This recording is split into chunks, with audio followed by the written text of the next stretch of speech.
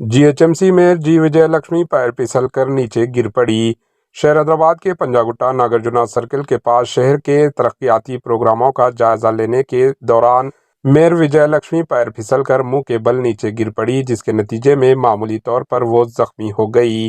Video में साफ तौर पर नजर आ रहा है कि मेयर विजयलक्ष्मी किस तरह नीचे गिर पड़ी, जिससे वो मामूली तौर पर जख्मी हुई है।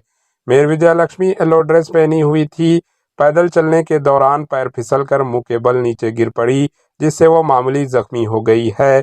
पीछे मौजूद एक खातून उन्हें फौरन ऊपर उठा लिया। दूसरी जानिब वजीर पूनम प्रभाकर भी मौजूद थे। Bureau report, HN news.